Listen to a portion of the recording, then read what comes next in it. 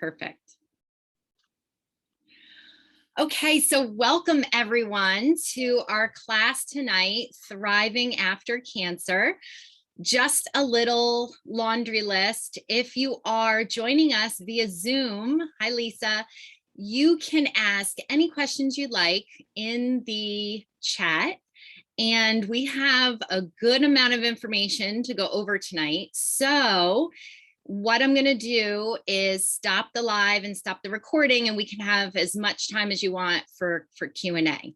So please use that. I have Leah with me tonight who's going to be helping, and I'm sure Lisa will as well. Thanks for hopping on, Lisa. And we just have such a great topic to talk about. So however you're joining us tonight, whether it's through the live on the Wyatt Rehab page, or if you're live with me on Zoom, which is awesome, or if you're watching the replay, I welcome you to the class. So I'm going to share my screen and we're going to start off. Here we go. Oh, the technology we have today, but oh, so many buttons. Okay, I don't want to see us there. Here we are. Okay. All right, so our title tonight, Thriving After Cancer. Okay, we're there. So before I start, I do need to go over this. We're not just talking essential oils, we're talking about an illness and a disease. So the information presented in this webinar, it is for informational and educational purposes only, and it does not constitute medical, psychological, or health advice. And it does not establish any kind of therapist-client relationship. So always consult a healthcare professional in your area before making any medical decisions. So let's talk a little bit about me. My name is Tracy Podolsky, and I am a physical therapist for 20 years, lymphedema therapist for 19 and a half. I jumped right into it post-graduate school, and I've had a private practice specializing in treating lymphedema since 2005. So fast forward, I partnered with doTERRA, which is an essential oil company, and so much more in 2017. And I can really say, although I look back and say that I was a healthy person, I really didn't make big health changes until 2018. And fast forward again, doTERRA, in a way, led me to functional medicine, which then led me to become a student of the Institute for Functional Medicine in 2019. And it is just such a big passion of mine to now bring functional medicine, not only to my own life, but to my family's life and to my patients' lives. You know, I stopped doing this and I'm bringing it back. It's always great to start the presentation with a family photo. So here's my family. This is the most recent one in Sea Isle when we went away for the first time in a long time. We had a beach house in Sea Isle, New Jersey. So you have my son Cole in the middle there, who's now 1/8 of an inch taller than me. And you have my little guy, Noah, who is my future doTERRA wellness advocate. And then, of course, the guy who really started all of this health, all these health changes really started with my husband. He is my health guru, my support. And so there we have it. And I can't go any further without putting the spotlight on this beautiful woman, Dr. Cherie Prentice. She is the founder of the Live Today Foundation. We partnered this year. We crossed paths and we just immediately connected. She is a physician. She is a breast cancer survivor of 13 years, and she has lymphedema. So I'm going to play the video that we also played last week, because we have partnered with doTERRA Healing Hands Foundation, which is, she is going to explain what our fundraiser is all about. The culture of doTERRA really begins through the desire to give, help, liberate, and empower others, and they do so through the doTERRA Healing Hands Foundation. From the very beginning, doTERRA's founding executives had the vision of bringing healing and hope to the world through providing global communities with the tools needed to become self-reliant, empowering individuals, and changing lives. Their desire and commitment to establish a pattern of giving carries forward. Tracy Podolsky is a physical therapist, lymphedema therapist, and a doTERRA wellness advocate who has a passion to empower those who have a history of cancer and lymphedema. In today's world, there are so many natural solutions to support the body, mind, and spirit that go well beyond the weeks and months of a cancer diagnosis. Together with myself, Dr. Cherie Prentice, founder of the Live Today Foundation, Tracy is fundraising through doTERRA's Match program in order to provide 200 women and men with free compression garments and to provide the necessary education to both clinicians and patients on lymphedema awareness, treatment, and prevention. We thank you for tuning in and actively engaging in the doTERRA Healing Hands Foundation's generous support of the Live Today Foundation's goal of raising $10,600, which doTERRA will match dollar per dollar. With your donation of any amount and the purchase of any oils, you can join the Live Today movement and be assured that you are receiving only the highest quality and purest essential oils, only the best to promote health and wellness for you and your loved ones. Thank you so much for you. The culture of doTERRA. Okay, thank you, Dr. Cherie. So now that you know a little bit about our fundraiser, I will be talking more about that at the end of the presentation, but I want to just really dive right in. So where are you in this journey? So whether you're newly diagnosed, whether you're already undergoing treatment, whether you've completed treatment, whether you're a long-term survivor, if you're a family member or friend of someone with cancer, think about this. 1 in 8 women will be diagnosed with breast cancer in their lives. And you could also look at this as prevention. So really that encompasses all of us. And I thought about this topic that I wanted to bring forth, and I had a real struggle because there are so many stages to a cancer diagnosis. And so I hope that tonight really touches you in a way, knowing that no matter where you're at right now, these tips are really going to be for any of these people here, which is really all of us. The class objectives tonight is number 1, to understand the difference between conventional and functional medicine. So I talk a lot about functional medicine, and a lot of people are saying, well, what is functional medicine? So we need to really understand the differences between the two and how we need to marry them in order to have a really great healthcare regimen. And number 2, learn ways to thrive after a cancer diagnosis. So the first thing we're going to talk about is that definition. So what is conventional medicine? So conventional medicine is our traditional healthcare model, and it treats disease and illness. It's a symptom-based model. So if you think about why you go to the doctor, you go to the doctor with a symptom, right? And they are taught in medical school, they're protocols. So when you have a symptom, they're going to treat that symptom. In functional medicine, the practitioners determine how and why that symptom or illness is occurring, and then we restore health by addressing the root causes of the disease for each individual. So it's very individualized medicine, and it's a system-based approach. So I like going over the functional medicine tree. In the functional medicine tree, we got to start in the center. So let's say you go to the doctor, and I'll use my example. I felt a lump in my lower abdomen in January, or actually it was Christmas Day of 2018. So in 2019, I went to the doctor, and that was my symptom. That's what brought me to the doctor. And they diagnosed it as a fibroid. And their treatment protocol was to remove it. There were certain ways to remove, actually multiple ways that I could get it removed. And I also had some changes in my blood work. So they wanted to fix the blood work. And so when you go, so I want you to also think, what have you gone to the doctor for? What is your sign or symptom? Whether you're ill, whether you had a lump in your breast, and where did it lead to? It led to a diagnosis, which then you normally get referred to the appropriate specialist.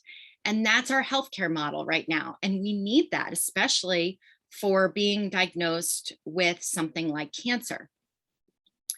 But luckily, because I had already been involved in the functional medicine world, I realized that I wasn't really going to jump at removing my fibroid. And instead, I started doing all the research and everything that I needed to do within my training in the Institute for Functional Medicine to understand why I had the fibroid. And so when we look at down here, below the sign and symptom, this is where the functional medicine is integrated. So when you look at this, the fundamental organizing systems and core clinical imbalances. Well, what does that mean? Well, there are different nodes within our body that when, as a functional medicine practitioner, we don't just look at the fibroid or the sign or symptom that you're coming in with, like the tumor or the lump in your breast. We look at everything even pre-conception all the way up until that tumor or that fibroid. And the reason we do that is because throughout your life, there are little things that happen that show what nodes are off. And it could be as simple as allergies or high blood pressure or diabetes, which are so very common, but we learn what nodes are suffering. So for example, mine was communication, because the communication node has everything about your endocrine system and your hormone balance. And the other thing that was really off with myself, and actually most individuals who get evaluated by a functional medicine practitioner have the most dysfunction in their defense and repair system. And that's your immune system. And it's really because of our poor gut health. And so when we look at things like, there's another node called the transport node, which encompasses the bloodstream and the lymphatic system.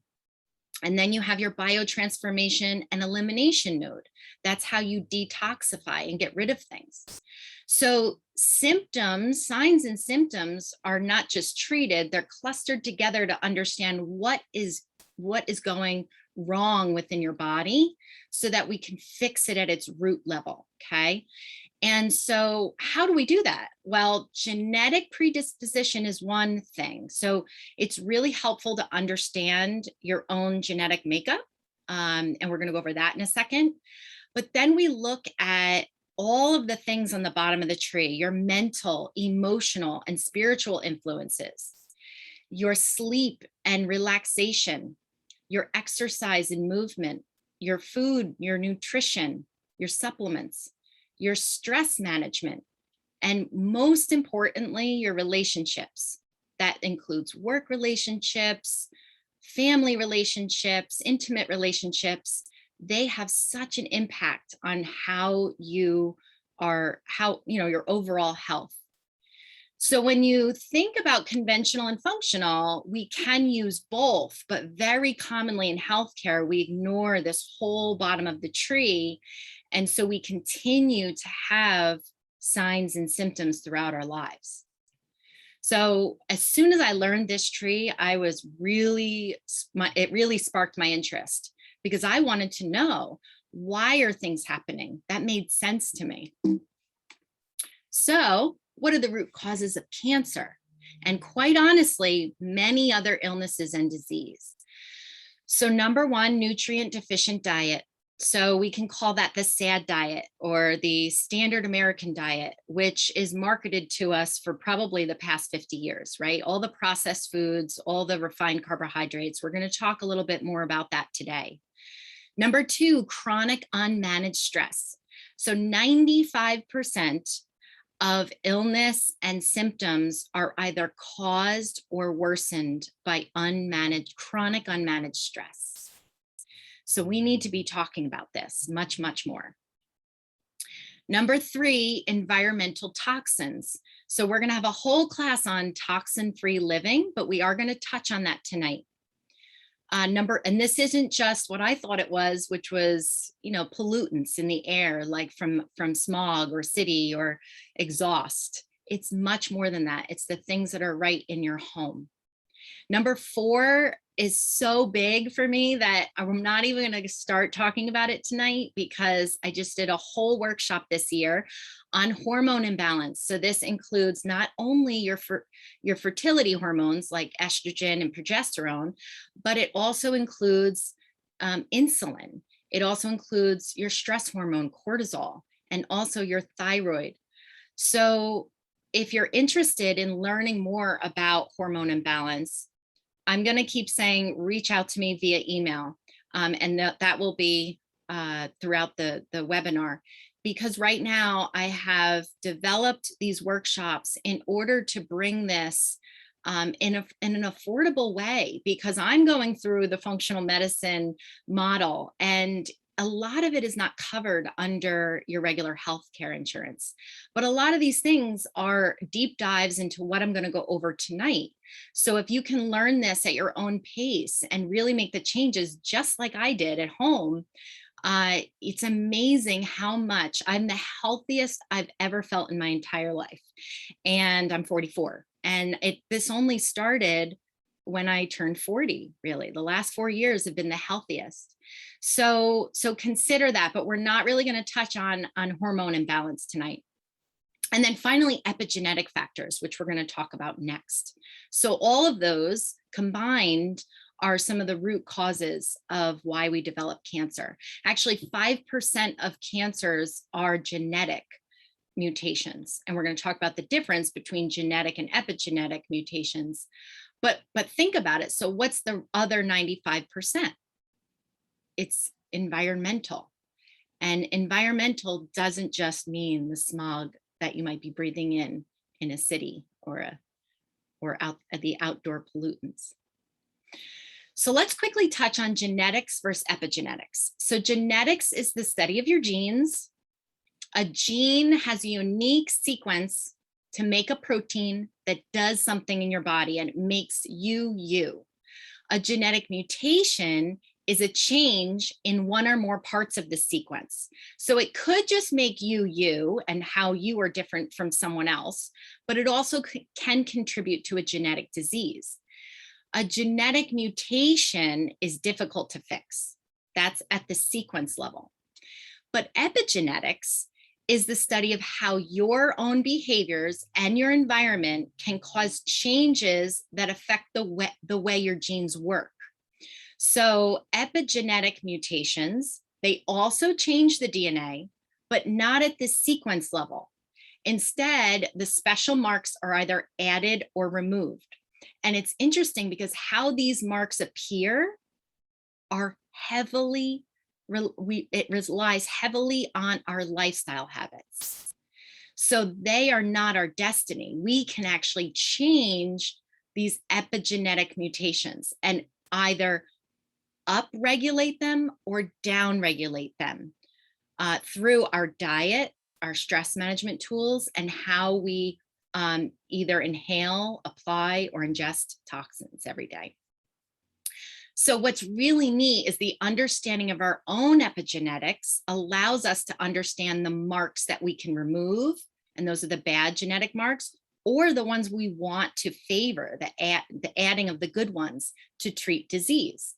So you may say, well, how do I know what my genetic blueprint is? You get genetic testing. Many people have heard of 23andMe. I've done it years ago.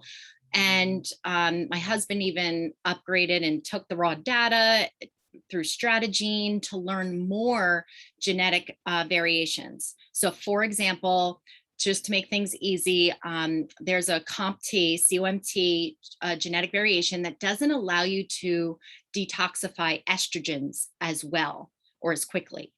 So if you're taking synthetic birth control and you're not eating cruciferous vegetables, for example, you can have a buildup of dirty estrogens creating estrogen dominance. But if you know you have this COMT mutation, you can take certain supplements, eat cruciferous vegetables. You just have this empowerment that you know you have this epigenetic variation. And what can I do within my lifestyle to improve that? And so 3x4 Genetics is the company that I've recently partnered with. And I just got my genetic blueprint back. And oh my gosh, how eye-opening it was. And I almost wish I could do this all at once. But again, a lot of this is not covered. A lot of this is, I don't want to say overwhelming, but you want to do these step by step. My biggest recommendation now that I know this is get the genetic blueprint first. It can really guide you as quickly as possible to what you need to focus on first. And this whole company, they're just amazing. Their equation is health equals genetics plus your choices. And so our daily lifestyle choices can impact on how our own individual genes are expressed. So as you're going through a cancer diagnosis, whether it's prevention to prevent it, or whether it's after a cancer diagnosis, or even if you've had a cancer 20 years ago, to know what your genetic blueprint is always valuable. So let's move on now to the top lifestyle tips that I have. When I think about this population, and it's interesting because then when I think about another population, it really comes down to these top three, in my opinion. And they were numbered differently. Food choices used to be my top one, and it has now taken a second seat to working on your mindset. And I'll go over why. The most important step toward better health is beginning to work with your mindset. So it includes daily self-care toward becoming a better you. When you have a purpose to live, your body can heal. One of the biggest reasons this bumped up to number one is because of this book. Leah, can you see me? Because I can only see you. Yeah, okay. So Cured is a book that I'm only 3/4 of the way through. I heard so many good things about it. And again, a couple leaders on doTERRA were reading it. It's by Jeffrey Rediger. He's a physician that was really observing those people who had really poor prognoses, like they only had 5% chance of living or 10% chance of living. And they were just thrown aside as medical miracles. And so he really wanted to understand, well, let's take all of these people and evaluate them. Why are they now 20 years later living when they only had a 5% chance of survival? And I'm only 3/4 of the way through the book, but even from the very beginning, it's all about mindset. And it reminds me of a gentleman that I'm treating right now. I treated his lymphedema. He's in his 80s. And one of the things I love about my work is that when I treat people, I'm with them for an hour and a half a day, every day, and you get to talk. And he was telling me about, he had a really severe form of rectal cancer in his early 40s. And he only had a 10% chance of living. And he's this tough guy, really in really good shape. He looks great for his age. And he has a lot of keep up because he had some pretty severe, extensive surgeries. And I said, what were you thinking during that time when they told you that you had 10% chance of survival? And he said, oh, I just went out of there and said, I'm going to be one of those 10%. And I thought of my kids, and as he's unraveling what his thoughts were back then, it just paralleled that book. Every single one of the people in that book that survived really had that mindset. They knew what their purpose to fight was. They reminded themselves of it. They meditated. They got to that deep space. And that's the common denominator. So what was interesting to me is I also reflected on this over the past year or so, is when I have two boys, obviously, you saw them in the beginning, and they're 5 years apart. So my first son, I just got the pamphlet that told me what tests I might choose to do, and you need to choose them by this date. And it was pretty scary, learning whether you should do an amniocentesis or not, those kinds of things, which everyone goes through. But then when I had Noah, I was 38, so I was termed advanced maternal age and I needed to go to all these special doctors. So this one special doctor sat us down and he talked about all of those tests and without judgment, all of the pros and cons. And at the very end of our appointment, I felt completely confident, and so did Chris, on what we were going to do. And I had no anxiety whatsoever. And I complimented him on that. And I was so glad I did, because he turned his computer around at that point and said, actually, on the side, I travel the country and I teach doctors how to present information, how to present a diagnosis. And that was 7 years ago. And I'll never forget Dr. O. I kind of tried looking for him because I really would love to reconnect with him, because I think that's a big problem within our healthcare system, is how we deliver information to patients. And when I started working on myself and I became a better person myself, and I was more present within my treatments, I absolutely have seen a shift even in how my patients heal, because I'm able to be a better therapist. So if we're all working on our mindset, whether you're the patient, the caregiver, the doctor, the therapist, that is such a big impact on how that person's going to heal. So I wish Dr. O I'm hoping he's continuing to do what he's doing, because a cancer diagnosis, like that man I was talking to you about, the 80-year-old now, these people naturally know, they may just have this positivity to them. But if you've grown up with trauma in your life and you're in a negative space, maybe you're in a toxic work environment and you're then diagnosed with cancer, that can be one of the hardest things to recover from, is really the fear, the anxiety, and all of the emotions that go along with it. For me, I usually see patients well beyond their cancer treatments, because I'm seeing the secondary complication of it. But from friends that have gone through it, and from seeing people earlier, because we can prevent cancer-related lymphedema, it has become more and more apparent that mindset is a huge tool in what we need to accomplish when we're looking at our overall health. So number 2 is our food choices. That's kind of taken the second seat, but so still super important. Our gut health, most people have a problem with that defense and repair node. So our food choices are the second most important step. And without a shift in your nutrition, you cannot heal. These oils that we're using just don't even work as well.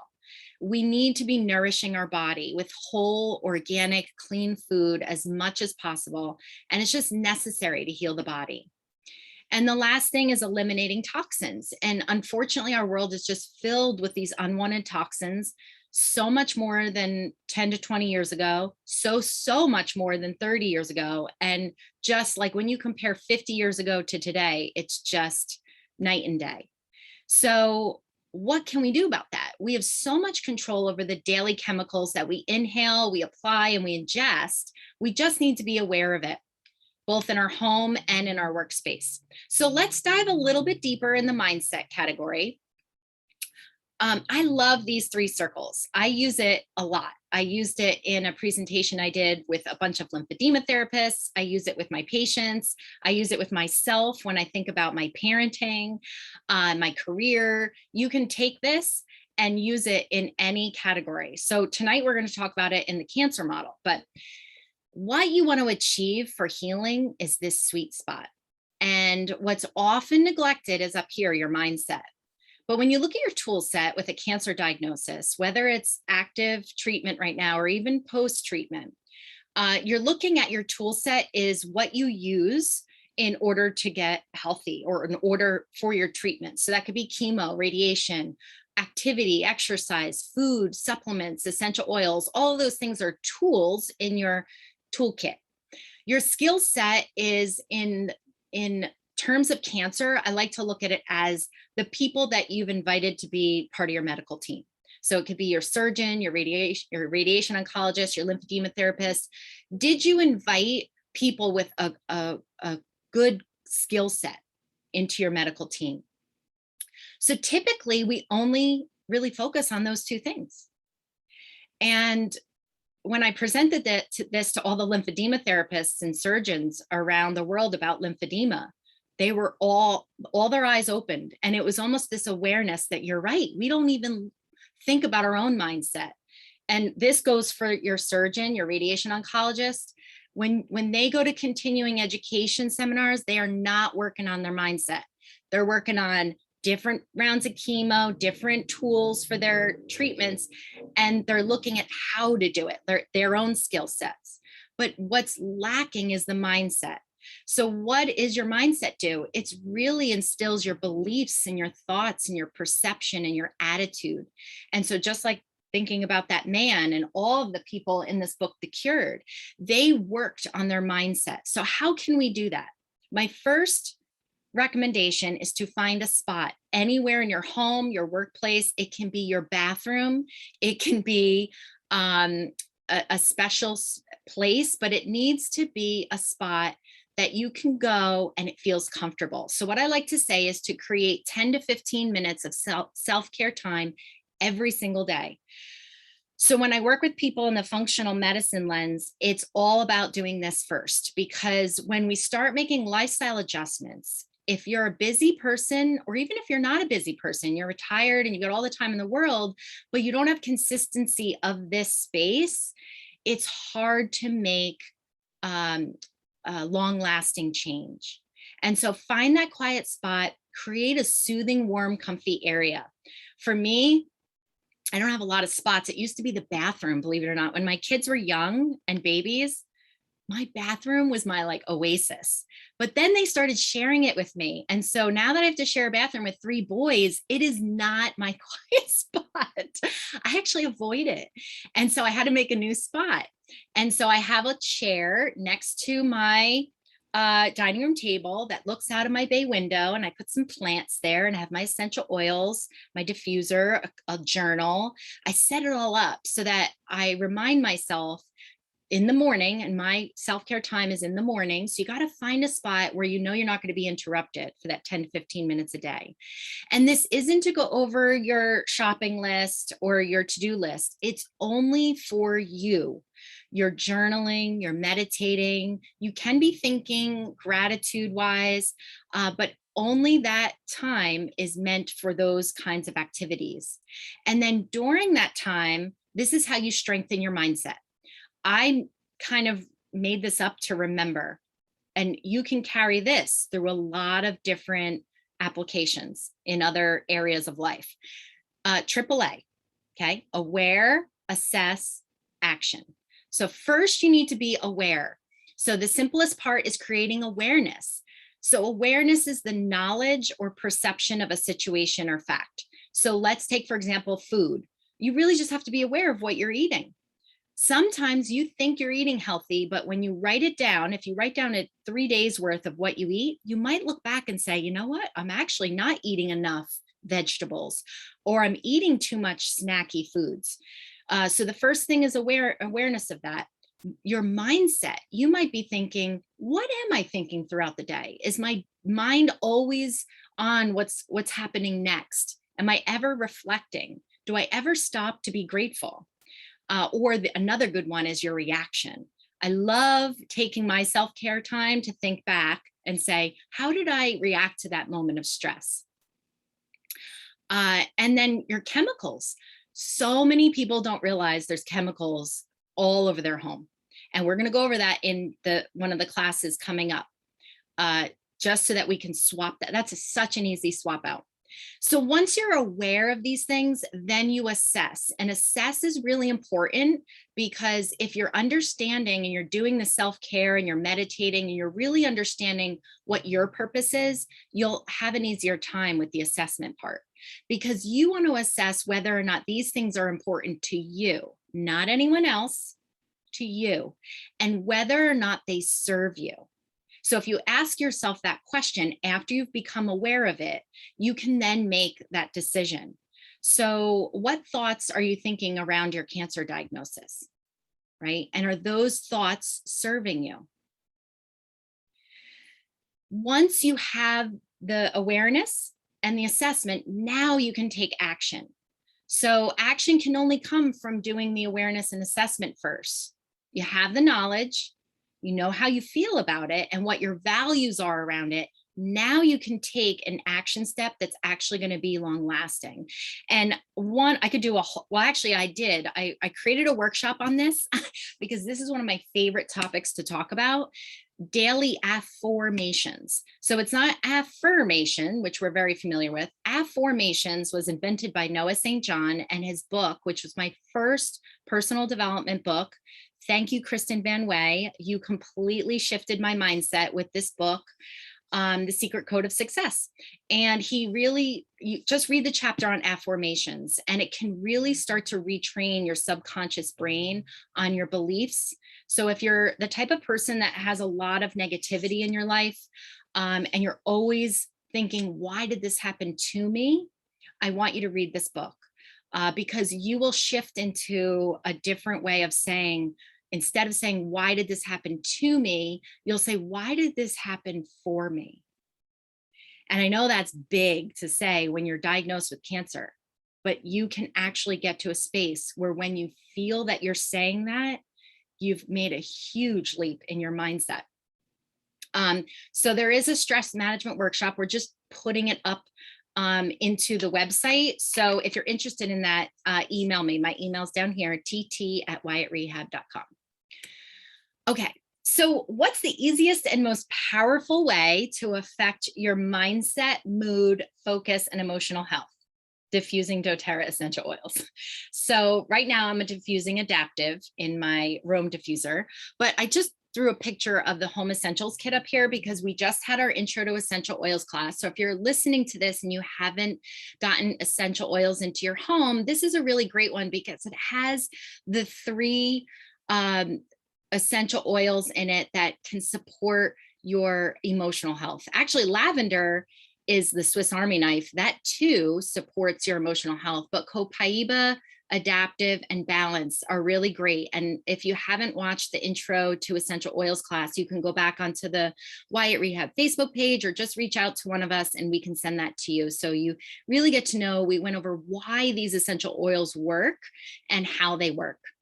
But when you're going through a diagnosis of cancer, it's not just the patient. Think about it. What did your family members go through? Your friends, your caregivers, your coworkers? Everyone has an emotional response to a diagnosis of cancer. And what I love with doTERRA is they created this line called the emotional aromatherapy line. And it's an easy way to just look at this little circle. They actually have even bigger charts that have even deeper emotions. But when you look at most people who have a cancer diagnosis are looking towards using oils like peace and console. Why? Because what are the feelings when you're diagnosed with cancer? The anxiety, the fear, the worry, the insecurity. So research shows us that the combination of florals and mints can positively support these emotions. So you might choose the blend peace or the reassuring blend, or you might feel more hurt and a feeling of loss. Maybe when you're going through the treatment and you've had even the loss of a breast, that is grief. When you lose a body part, that is grief. So you could be grieving, you could be sad. So the trees and florals are shown to help support those emotions, which are console. Or you might be just gosh darn bitter. You might be angry, whether how you were diagnosed or you're just angry about the diagnosis. And so the herbs, grasses, and trees are studied to show to support those feelings. And that's forgive. When you look at passion, that's a really great one for when maybe you've gotten through all the treatments and now you're like, what do I do? I've lost my job, or maybe you don't know how to get back into your job with all of these big changes that have occurred within such a short period of time. Passion helps re-inspire you and get yourself back to you again. Or you could look at the time where you just need a pick-me-up. Cheer is when you're feeling just bored and just distressed. What are the other ones? Somber, disinterested. And then motivate is a really great one to when you're feeling like a little gloomy. You know, citruses and mints are always uplifting and energizing. So a really great way, you can either get the bottles, or down here you can get roller balls that are just easy topical applications. And no matter where you are in in your emotions, through your cancer diagnosis, you can just grab an oil, open it up, and smell it from the bottle. Like, how easy. And from our last class, you know that within 20 seconds, that constituent goes to the amygdala part of your brain, which is where you're housing that emotion. And it just comforts you. It just gets you through that next phase so that it doesn't paralyze you.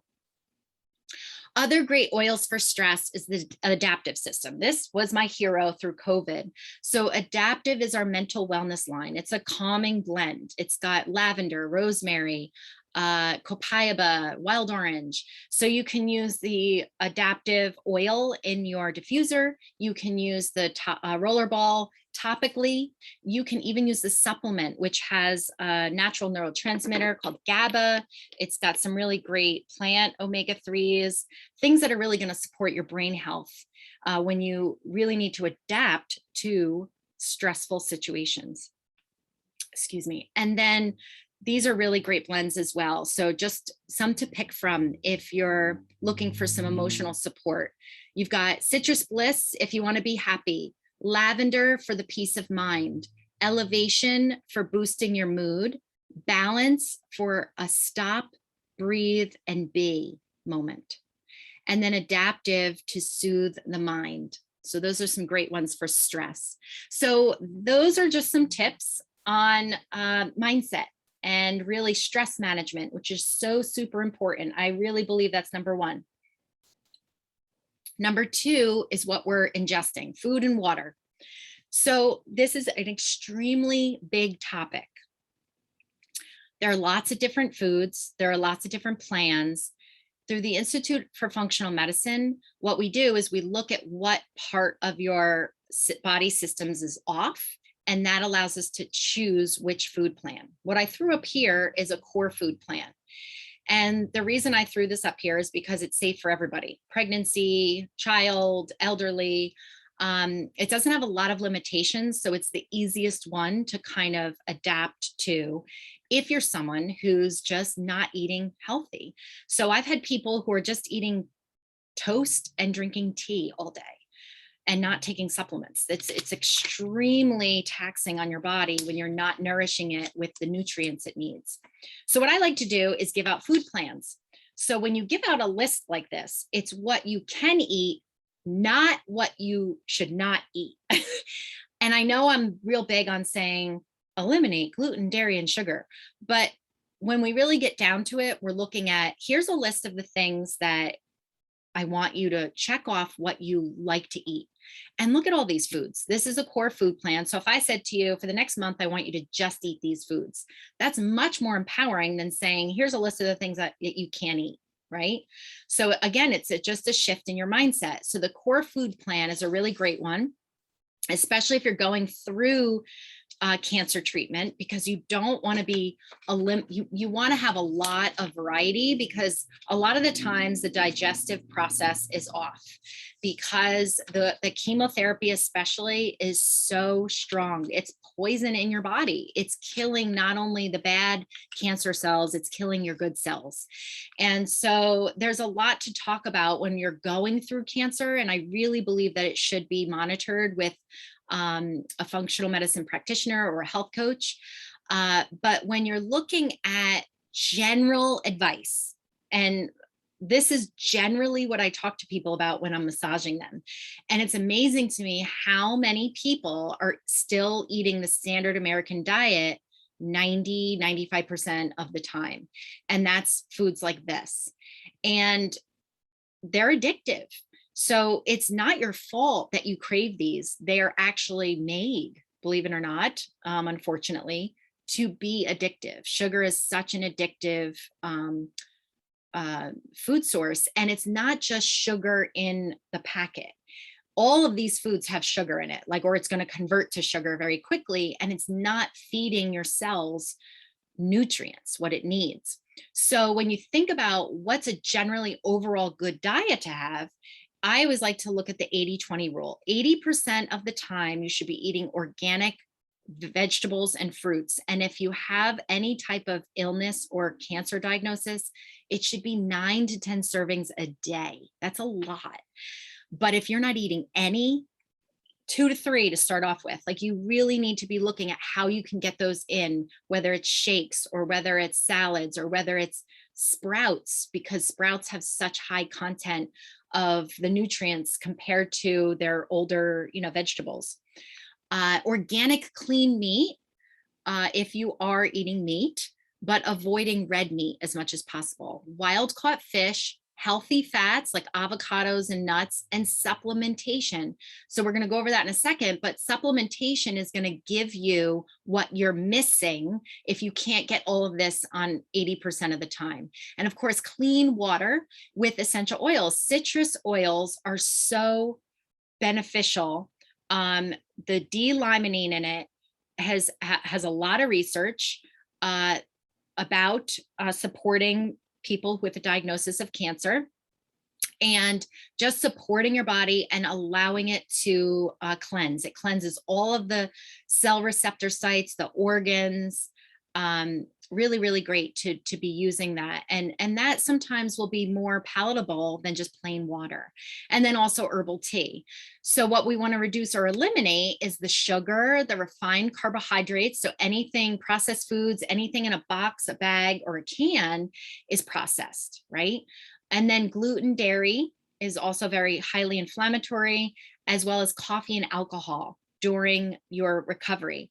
So if you feel like you're craving this, it's because we need to get your body shifted over to craving this. And when I started craving these instead of this, it was really eye-opening that it's not just, oh, I've got to eat healthy. You can actually crave this, but you've got to retrain your system.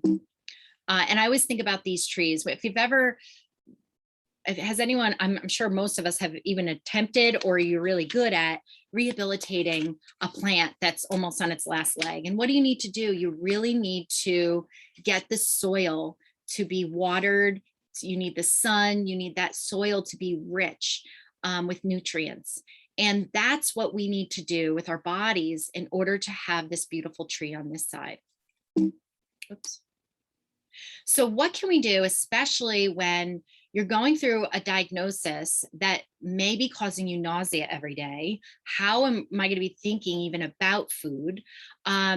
Whoever's invited you to this class, doTERRA wellness advocates are well aware of how these products work, but doTERRA has a really great nutrition line now that just came out earlier this year. So greens, let's say, now this, if you're post treatment and you're eating 80-20 and all organic veggies, you may have this in your cabinet for if you're in a rush, but this is processed. This is a processed but clean supplement, but it really helps people who are on a sad diet and don't even know how to eat greens yet, right? So you can feed your body what it needs while you're experimenting with cooking or learning different vegetables and fruits. The other thing is protein. Whether you're vegan or whether you eat meat and can tolerate dairy, they have a chocolate and vanilla whey. So you can talk about, how can I get more protein within my diet? And then fiber. The biggest thing is we want to make sure that all the channels are moving and you're eliminating every day. You're having a bowel movement every day. So fiber, and this is lemon flavored. I love this stuff. So I just put a scoop of this in my ice water and it's so palatable. So that could be one thing that you're able to use during or after your treatments. And then this is a little controversial. I'm on a page for doTERRA medical professionals. Oops. Leah, can you still hear me? Yeah. You froze a couple times for me, Trace, but you're back now. So. Okay. Yeah. Just said unstable. So here's the lifelong vitality supplements that we take every day. So there's a multivitamin there that has greens in it. There's omega-3s, your fatty acids, vegan form as well. And then there's also your antioxidant. And the reason why there's controversy in the medical field as to whether people who have been on lifelong vitality and then have a cancer diagnosis, some of the doctors are just eliminating all supplements. And it seems like it's because a lot of the conventional doctors just don't understand supplements. So they'd rather weigh on the fact of when you're undergoing a cancer treatment, we just don't want any supplements involved. The other theory is that when you're undergoing chemotherapy, it is meant to kill all cells, good and bad. We want to just eradicate the cancer, but what goes along with that is the good cells. And when you're taking lifelong vitality, it's actually going to improve the good cells. It's going to help. So there's a little bit of controversy, so you do need to talk to your own medical team and decide together whether you should be taking supplements during the time that you're being treated. But after the fact, my gosh, this is like almost 100% of my patients when I'm starting to talk to them more and more and more about this. It's like, it's such a celebration that your cancer is in remission and you've gotten through all the hard stuff, but then you're left to recover and you're left with a body that's been beaten up. So it's in my opinion that we should all be looking at foods and supplementation to restore our bodies, because they can heal from the inside out. But it's more than just rest and take it easy. It's by learning to understand that you need to fuel your body. There's also a picture on here of the 5 foundational oils that you can use, which are frankincense, On Guard, Balance, lavender, and lemon. Deep Blue Rub is really great for those bone aches and pains that you can experience throughout your treatments and then beyond. I use a lot of this because people get tight with all of their scarring and their surgeries. And if you're not seeing a physical therapist or a lymphedema therapist before things happen, I'm using Deep Blue. But I always encourage, if you've had a cancer diagnosis or you know someone who's undergone a cancer diagnosis, please get them to a certified lymphedema therapist. We are trained in looking for the common shoulder problems before they occur, like frozen shoulder or a capsular problem, or the tight pectoralis tendon from maybe a reconstruction that has been done. So you want to learn the exercises and the oils to use and everything before that happens. Same thing with lymphedema. Lymphedema is preventable if you go and get screened once every 3 months after your treatments occur. What's even better is getting to the lymphedema therapist even before your treatments, but that's even more rare. And then, of course, these last 2 are your probiotic and your digestive enzymes. So all of this are available through doTERRA that can fill the gaps. But in my belief, not everyone should be on all of this. We talk to your doTERRA wellness advocate, learn about these products and see if they fit right within your lifestyle and where you're at. Another great thing is the essential oil support with digestion. So digestion's always huge when it comes to cancer treatments, because if you didn't have a gut problem before you started treatments, you likely have a gut problem during and after treatments. And it doesn't always have to be that you're constipated, you have diarrhea, or you have,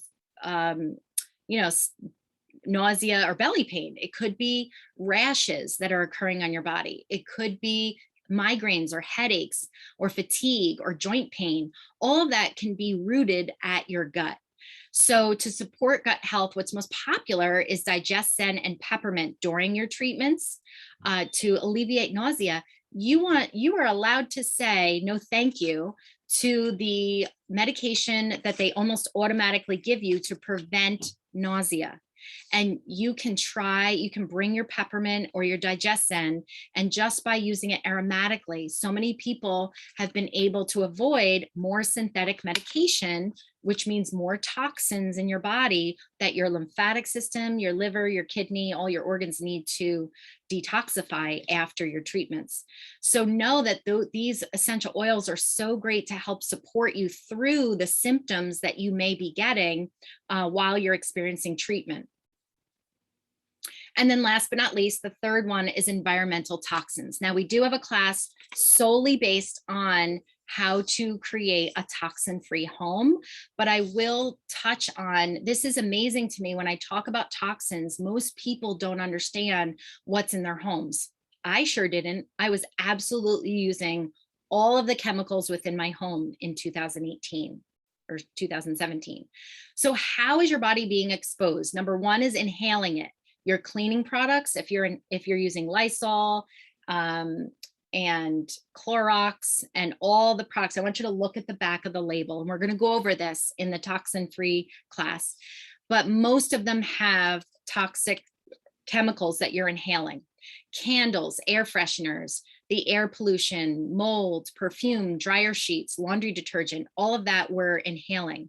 We also can absorb. Our skin is our barrier. It's a part of our immune system to keep things out.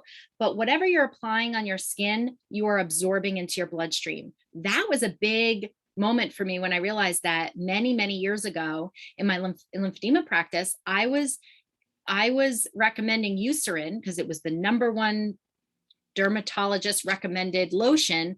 But when I learned about EWG, Environmental Working Group, I learned that it had formaldehyde releaser in it, which was rated a #9 in toxicity. So not only it was working well for my patients in keeping their skin hydrated, but now they had this extra toxin that the lymphatic system had to get rid of. So you are absorbing what you're putting on your face, your makeup, your lotions, all of your self-care products, your dryer sheets, your laundry detergent, that is against your body all day. And all these antibacterial hand sanitizers. And what are we ingesting? So all of the conventional foods that are laced with pesticides, insecticides, herbicides, the GMOs, all the processed foods, the industrialized meat and dairy, which is non-organic meat and dairy, and our unfiltered water. So those are just some examples of how we're getting toxins within our body. So doTERRA has solutions for that. And we're going to really dive deep in that in our next class, which we're going to go over the new line of the Abode for our home, which is really an amazing step up because we've always been doing our DIYs, and now we have an even better product that I'm absolutely loving the past 4 to 6 weeks that I've been using it. So these additional classes on removing toxins, remember the lymphatic system's main function is to get toxins out of your body. So we're going to talk about supporting your lymphatic system naturally. Whether or not you have lymphedema, I invite you to that. It's Monday, November 1st at 1 p.m. If you can't make that time, just know these are all recorded, so I can send you the recording. You just need to register. The problem is that I'm hearing that class is still having a problem with the QR code and the link.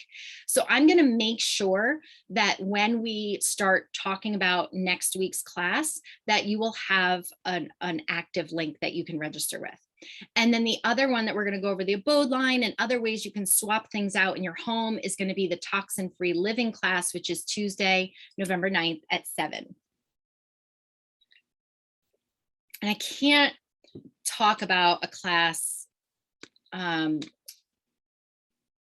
cancer without talking about these 4 oils.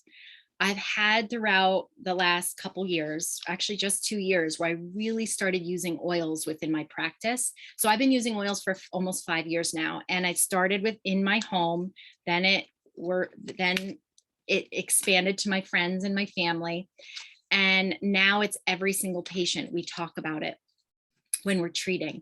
And when we think about cancer, I think these are my top 4, and I'll tell you why. Zendocrine, especially after you've had any type of surgery or treatment. Zendocrine is our detoxification blend. It's just going to assist your body, your liver, and your kidney to get all the toxins out. So that can be applied topically on your liver, on your kidneys, on the bottoms of your feet. And then on the other end, pink pepper is another one I like to use topically. And ironically, doTERRA for Breast Cancer Awareness Month made this the oil that's 10% off, and it promotes healthy breast tissue. So it's really great to put a drop of pink pepper when you're getting ready, before you put your bra on or whatever you're doing, getting ready, and just rub some pink pepper. It promotes healthy breast tissue. So whether you've had a history of cancer or not. And then the middle 2, I like to recommend internally. So DDR Prime Also comes in a soft gel, but it supports damaged DNA repair. And when when you think about any type of illness, including cancer, we're looking at damaged DNA. So we want to support it with this blend of oils, as well as frankincense. Frankincense, there's tons of research. Just Google it on PubMed, frankincense, essential oils, and cancer, and it promotes normal cell function. So when we think about cancer, we think about unhealthy cell function. So those two can be ingested, or you can use them topically, okay? And any of them can be, of course, diffused as well. So as you learned in our last class, those 3 ways, aromatic, topical, and internal, are all ways. And the way I like looking at it is, how does it fit best in your lifestyle, right? And last but not least, before I end our class tonight, I want to remind you of 2 different ways to support our Hope After Cancer fundraiser.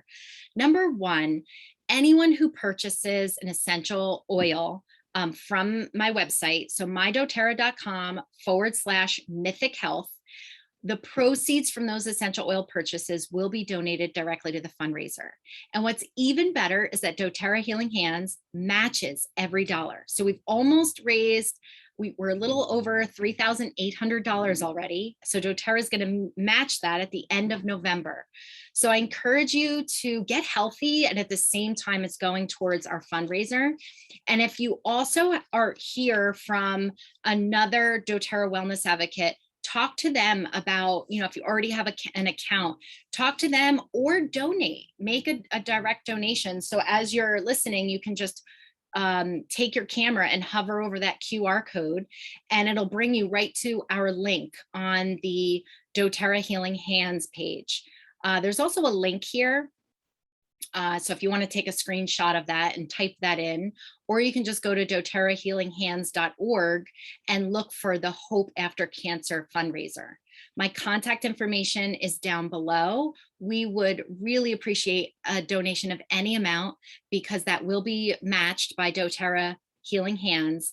And I just love how all of this is coming together, and it's collaborating with a passion that I have in my career, a passion that I've experienced personally myself. I'm looking at how I've changed my own health in the past 2 years, has controlled my estrogen dominance. And that is exciting, because if I didn't do that, the next step would have been estrogen receptive breast cancer, and then possibly secondary lymphedema. Well, no, I would have prevented that, because I know the prevention model.